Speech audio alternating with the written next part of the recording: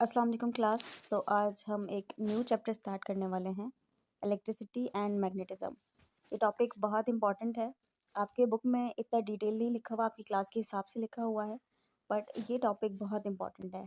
आगे क्लासों में पूरी फिजिक्स की बुक में है, इन्हीं टॉपिक्स में से मोस्टली एक दो चैप्टर बने हुए होते हैं, तो ये टॉपिक बहुत इंपॉर्टेंट है। बट आपकी बुक में डिटेल्ड नहीं बताया हुआ, बस थोड़ी सी डेफिनेशन बताई हुई है। तो पढ़ेंगे, और से पढ़ेंगे, और जो समझ नहीं आएगा वो आप मुझसे पूछेंगे कमेंट सेक्शंस में। अब यहाँ पे क्या बात हो रहा है, इलेक्ट्रिसिटी एंड मैग्नेटिज्म। आपको वर्ड से समझ आ गया होगा, या फिर बिजली की बात हो रही है और मैग्नेट्स की बात हो रही है, मैग्नेटिज्म। अब इन दोनों का आपस में क्या कनेक्शन है, यही कैसे काम करते हैं, इस बारे में पढ़ेंगे। Have you ever wonder how an electrical fan works? What is a short circuit and how can it be avoided? क्या आपने कभी सोचा है कि पंखा कैसे चलता है, बिजली से चलने वाला पंखा कैसे चलता है, और जो घर में शॉर्ट सर्किट होने वाला होता है या फिर ऐसा कुछ, तो वो उसको होने से हम कैसे रोक सकते हैं? आपको भी पता है, हम सब ब्रेकर्स वगैरह जो लगाए हुए होते हैं घर में, ट्रिप कर जाता है, पूरा घर बंद हो जाता है, तो वो उसका भी रोल है, उसके बारे में पढ़ेंगे। How does lightning occur on the sky? जब आसमान पे बिजली कड़कती है तो वो कैसे कड़कती है? How does magnets attract some materials? चकमक कहते हैं ना, जैसे मकनातीस या चकमक मैग्नेट, वो दूसरी चीज़ों को कैसे चिपक जाता है, कैसे चिपकता है, इसमें ऐसा क्या होता है कि वो जाके उन चीज़ों से चिपक जाता है या फिर उन चीज़ों को अपनी तरफ खींचता है? How does a magnetic compass work? और एक मैग्नेटिक कंपस कैसे काम करता है, ये सब पढ़ेंगे हम। The answer above questions lies in our understanding the concept of electricity and magnetism. इन सारे जो हमने ऊपर सवाल किए हैं अभी, कि क्या कैसे चलता है पंखा, कैसे चलता है बिजली, कैसे कड़कती है, ये सारों के हमें जवाब मिलेंगे by understanding the concept of electricity and magnetism. इन दो टर्म्स के कॉन्सेप्ट को समझने के बाद, कौन से टर्म्स के? इलेक्ट्रिसिटी के और मैग्नेटिज्म के। इस चैप्टर में हम क्या क्या पढ़ने वाले हैं? Electric current and it's flow, important topic है। करंट कैसे एक जगह से दूसरी जगह पहुंचता है। Electric circuit and it components, electric circuits के बारे में पढ़ेंगे। फ्यूजेस एंड इट्स यूज, और फ्यूज जो हमारे घर में लगे होते हैं वो कैसे इस्तेमाल होते हैं। स्टैटिक इलेक्ट्रिसिटी, जैसे कि लाइटनिंग, एक एग्जांपल इसकी लाइटनिंग पढ़ेंगे हम। लाइटनिंग क्या? आसमान पे होने वाली जो बिजली कड़कती है वो। Charges and their properties, charges का इंपॉर्टेंट रोल है जो इसमें इलेक्ट्रिसिटी में। चार्जेस क्या? पॉजिटिव चार्ज, नेगेटिव चार्ज, ठीक है। Magnetic lines of force and magnetic field. Magnet क्या होता है? मैग्नेट जिस हद तक जो है अगर हम मैग्नेट के थोड़ा सा दूर कोई चीज़ रखें तो वो उसको अट्रैक्ट नहीं करेगा। अगर हम मैग्नेट के करीब कोई चीज़ रखें तो वो मैग्नेट उसको अट्रैक्ट करेगा। जितना बड़ा मैग्नेट होगा उसकी मैग्नेटिक फील्ड उतनी ज़्यादा बड़ी होगी। चलें, जब ये टॉपिक आएगा मैं आपको तब समझाऊंगी अच्छे से। इलेक्ट्रोमैग्नेटिज्म, इसमें इलेक्ट्रिसिटी भी आ गई, मैग्नेट भी आ गया, इलेक्ट्रोमैग्नेटिज्म, ठीक है। द अर्थ मैग्नेटिज्म, और हमारे दुनिया का मैग्नेटिज्म क्या है ये पढ़ेंगे। मैग्नेटिक कंपस क्या होता है ये पढ़ेंगे। अगर आप शुरू शुरू में इन सारे टर्म से डर रहे हैं कि ये क्या टर्म है, ये क्या चीज़ आ गई है, तो ऐसी कोई बात नहीं है। अभी ये 5th क्लास की बुक है, ठीक है। तो आप ये बार बार जब सुनते रहेंगे, बार बार जब सुनते रहेंगे, आपको पता चलता रहेगा कि ये तो सिर्फ नाम है, ये तो सिर्फ टर्म है। जब आप इसका एक्सप्लेन में जानने शुरू हो जाएंगे ना, तो ये आपके लिए इंटरेस्टिंग भी हो जाएगा और बहुत ईजी भी हो जाएगा। अगर आपको कोई चीज़ समझ नहीं आ रही हो, एक बारी में नहीं समझ आ रही हो, तो कोई बात नहीं, आप लोग डरते हैं। आप लोग देखें, आपके सामने बुक रखा हुआ है, आपके पास टीचर्स अभी मौजूद हैं और बुक अभी भी मौजूद है। टीचर्स नहीं तो आपके फ्रेंड्स मौजूद हैं जिनको समझ आता होगा, कोई चीज़ पढ़ने में इंटरेस्टेड होंगे जो। तो आप बार बार पूछें, बार बार पूछें, नहीं पूछ पा रहे तो बुक में से बार बार पढ़ें, मीनिंग निकाल के पढ़ें, मोबाइल लेके समझने की कोशिश करें, ठीक है। जब आप स्टडी में इंटरेस्ट लेंगे, मेरा नहीं ख्याल कि आपके पेरेंट्स या कोई और आप लोगों को टोकेंगे या डांटेंगे, ठीक है। अब ये हम पढ़ते हैं। वैसे तो ये एक्टिविटी है इलेक्ट्रिकल सर्किट की, पर इससे थोड़ा बहुत कुछ ना कुछ आप लोगों को समझ आएगा। Explain how an electrical current flow through a circuit, कह रहे हैं कि अब एक सर्किट में से करंट फ्लो कैसे होता है। एग्जाम्पल यहाँ पे बैटरी और बल्ब की दी है, ठीक है। बैटरी के देखें आप, दोनों तरफ चार्जेस हैं, एक तरफ पॉजिटिव चार्ज, एक तरफ नेगेटिव चार्ज। जहाँ पे इलेक्ट्रिसिटी वगैरह की बातें आएंगी वहाँ पे होता है करंट फ्लो करता है, ठीक है। एक जगह से दूसरी जगह पहुँचता है। आपको पता है, यहाँ से हमने स्विच खोला, वहाँ से पंखा चल जाएगा, कैसे? करंट दौड़ के गया है पंखे तक, ठीक है। तो ये क्या होते हैं? चार्जेस होते हैं जो फ्लो करवाते हैं करंट को, ठीक है। तो इनमें आप जब इलेक्ट्रिसिटी या करंट के बारे में पढ़ेंगे तो आप चार्जेस के बारे में भी साथ साथ पढ़ेंगे। जैसे कि हम कभी सेल लगाते हैं, ये तो बैटरी बता रहे हैं, बट हम जैसे सेल लगाते हैं, ये एक सिंपल सर्किट है, ठीक है, बस नाम याद करें, टर्म्स याद कर लें, इसको सिंपल सर्किट कहते हैं। ये सारे फिजिक्स के टर्म हैं जो कि इन सारी चीज़ों के लिए इस्तेमाल होते हैं, पंखा बिजली वगैरह कामों के लिए। ठीक है, तो जैसे हम अगर इसमें रिमोट में उल्टा सेल लगा दें तो नहीं चलेगा, क्योंकि चार्जेस सेम वो अटैक कर रहा होता है।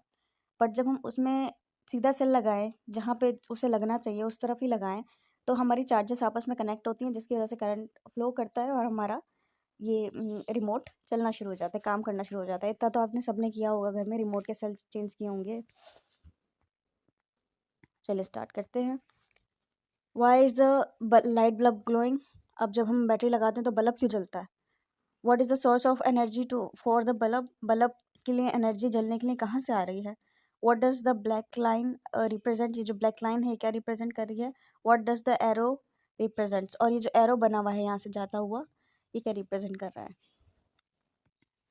As you have studied earlier, the flow of negative charges through an electrical path, यानी कि वो जगह जिससे इलेक्ट्रिसिटी गुजरती है उसको सर्किट कहते हैं। ठीक है, इस कॉल्ड इलेक्ट्रिक करंट। कह रहे हैं कि अब the flow of negative electric charges होते हैं इलेक्ट्रॉन्स। सही है, अब ये मैंने आपको जैसे बताया ये बहुत बेसिक है, मैं इसकी डिटेल में जाऊंगी। इलेक्ट्रॉन, प्रोटॉन, न्यूट्रॉन, ये आपका अगला टॉपिक है, उसके बारे में भी इन तीन चीज़ों का बारे में जिक्र है। देखिए, हर चीज़ एक मैटर की बनी होती है, जैसे हमने पढ़ा है। ठीक है, छोटे छोटे पार्टिकल्स मिला के कोई ना कोई चीज़, दुनिया में सब चीज़ें छोटे छोटे पार्टिकल्स मिला के बनी होती हैं। ठीक है, और वो पार्टिकल्स एटम्स बने होते हैं इलेक्ट्रॉन, प्रोटॉन और न्यूट्रॉन के। ठीक है, इलेक्ट्रॉन के पास नेगेटिव चार्ज होता है, प्रोटॉन के पास पॉजिटिव चार्ज होता है, न्यूट्रॉन न्यूट्रल होता है, उसके पास कोई चार्ज नहीं होता। सही है, ये आपको आगे पढ़ाया हुआ है, जितना बुक में पढ़ाया हुआ है बस आप उस पर ही ध्यान दें। ठीक है, तो कह रहे हैं कि एक नेगेटिव चार्ज यानी कि electron, negative electric charge through an electric path, वो गुजरता है जिसकी वजह से करंट फ्लो होता है। एंड इलेक्ट्रिक सर्किट फिर वही इलेक्ट्रिक पाथ। ठीक है, electric circuit is a loop और a path along which a current flow. ऐसी जगह जहाँ से करंट गुजरता है उसको इलेक्ट्रिक सर्किट कहते हैं। It consist of, electric circuit किस चीज़ का बना होता है? It mainly consist of a source of electrical energy, एक ऐसा सोर्स जिसमें इलेक्ट्रिकल एनर्जी हो, यानी कि बैटरी में इलेक्ट्रिकल एनर्जी होती है ना। बात समझ आ रही है आपको? बस जो आप पढ़ रहे हैं फिलहाल वो पढ़ते रहें, आपको आहिस्ता आहिस्ता सारा समझ आने लगेगा। A device which converts an electrical energy, और ऐसी डिवाइस की ज़रूरत होती है जो कि इलेक्ट्रिकल एनर्जी को कन्वर्ट करे। जैसे कि इलेक्ट्रिकल एनर्जी को कन्वर्ट कर रही है बैटरी, इलेक्ट्रिकल एनर्जी को, इलेक्ट्रिसिटी को कन्वर्ट कर रही है किसमें? लाइट में, लाइट एनर्जी में या फिर हीट एनर्जी में। आपको पता है ना, लाइट के पास से बल्ब गर्म भी हो जाता है, हीट भी आती है। ठीक है, a path to avoid to add the flow of electric current, और एक ऐसी चीज़ जो इलेक्ट्रिक करंट को फ्लो कराने में मदद करवाए, जैसे कि वायर या कंडक्टर मतलब जिससे वो होकर गुजरे, कोई भी ऐसी चीज़ जो गुजार सके। ठीक है, अब देखेंगे सारी चीज़ें इसमें मौजूद है। एक बैटरी है हमारे पास, सही है, और क्या बोल रहे हैं, एक बल्ब है हमारे पास, और एक ऐसा है कंडक्टर भी है हमारे पास। ठीक है, let me change the colour. सही है, एक कंडक्टर भी हमारे पास और एक बल्ब भी है और बैटरी भी है और एक वायर भी लगा हुआ है, चार्ज भी है इस पर। सही, ये सारी चीज़ें हमें मिल गई। अब देखते हैं ये बुक हमें आगे क्या बता रही है। An electric circuit is a path that allow electric charges to flow and perform a task. वही बात बार बार रिपीट हो रही है। इलेक्ट्रिक सर्किट क्या है? एक पाथ है जो कि अलाउ करती है इलेक्ट्रिकल चार्जेस को फ्लो करने, फ्लो मतलब गुजरने में। ये फ्लो बादलों की तो बहुत जल्दी से गुजरती है ना, आपको पता है, जैसे स्विच खोले पंखा खुल जाता है, तो खुद सोचिए कितनी तेज़ होती होगी चेंजेस। और वो स्विच कहीं पे भी लगाओ, ठीक है, बहुत जल्दी चल जाती है चीज़ें। Electric charges to flow and perform a task, कोई भी टास्क करने के लिए इलेक्ट्रिक चार्जेस गुजरती हैं जिस पाथ से, उसको इलेक्ट्रिकल सर्किट कहते हैं। Such as to light a bulb, जैसे कि बल्ब जलाना। Electricity flows from the source of the device, bulb, उस सोर्स से जहाँ से बिजली आ रही है वहाँ से बल्ब तक इलेक्ट्रिसिटी जल्दी से दौड़ के पहुँचती है। And then back to the original source. The the device converts electrical energy into other forms of energy such as heat, light and other forms. जैसे मैंने आपको बताया, जो डिवाइस है समझें कि जहाँ पे स्विच लगा हुआ है, convert the electrical energy into the form of electrical energy को अगर हम बल्ब जलाएं तो किस में चेंज कर देती है? वो लाइट एनर्जी में चेंज कर देती है और हीट एनर्जी में, क्योंकि बल्ब से हमें हीट भी मिलती है। सही है। अभी आपको कुछ एग्जांपल दी हुई हैं, देखें। ये इंपॉर्टेंट तो नहीं है, मतलब कि कुछ चीज़ें इसमें से आपको समझ आ जाएंगी, बाकी कॉन्सेप्ट आपके सारे अभी क्लियर नहीं हो सकते क्योंकि ये बहुत बेसिक चीज़ें हैं।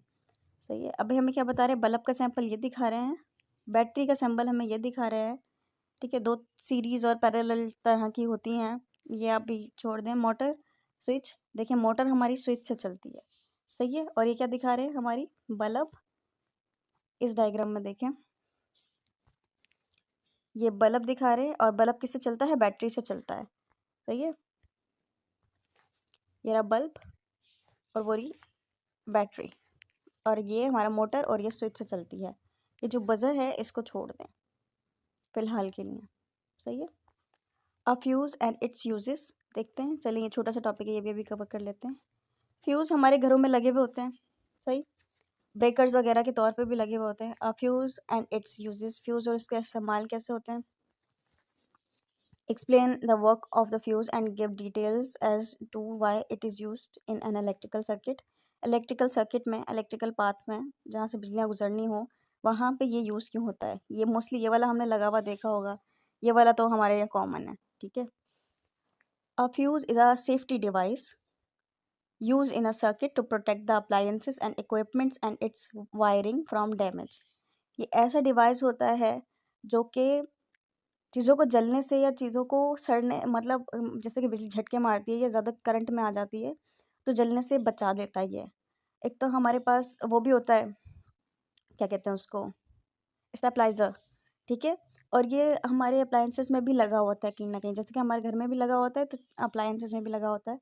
And it's wiring from damage, और ये क्या करता है? तारों को डैमेज होने से बचाता है ये fuse. Which can be caused by the excessive current flow, जो कि ज़्यादा करंट जब ज़्यादा वोल्टेज में आ रहा है उसकी वजह से बिजली, मतलब कि बिजली एक बहुत ख़तरनाक चीज़ है, ये हम भी जानते हैं। और हमारा पूरे घर में कहीं ना कहीं बिजलियाँ लगी हुई हैं। सही है। तो ये हर घर में होना चाहिए, लाजमी है। Inside the fuse there is a wire, when too much current flow through it the wire melt and stop the flow of current. कह रहे हैं कि इस फ्यूज़ के अंदर एक ऐसा वायर होता है कि जब बहुत ज़्यादा ही करंट फ्लो करे ना, तो वो क्या करता है, वो करंट उस तार को पिघला देता है। और जब वो तार पिघल जाता है ना, तो वो करंट को फ्लो करवाना बंद कर देता है। तार पिघल गया तो करंट उससे कैसे पास होगा। ठीक है। इस तरह ये काम करता है। The thicker the wire the more current it needed to melt. कह रहे हैं कि जितना मोटा तार होगा वो वाला, उतना ही ज़्यादा इलेक्ट्रिक करंट लगेगा उसको पिघलाने के लिए। सही है। ये तो बात आपको भी पता चलती होगी, समझ आ रही होगी कि जितना हल्का टायर होगा वो थोड़ा सा ही करंट से भी मेल्ट हो जाएगा, पर जितना मोटा होगा वो उसको उतना ज़्यादा करंट चाहिए होगा। There are different kind of fuses, but here we are introducing the most common type of fuses which can easily found in our homes and school. A fuse can also be called a circuit breaker. हाँ, इसको हम breaker बोलते हैं घरों में, circuit breaker बोलते हैं इसको। ठीक है। बिजली को तोड़ने वाला, बिजली के रास्ते को रोक देने वाला या तोड़ने वाला। कह रहे हैं कि हमें कुछ एग्जांपल दी हैं यहाँ पे जो हमारे कॉमन घरों में, स्कूलों में इस्तेमाल होती है। Have you seen this type of uses? Explore these fuses at your home and school with an adult.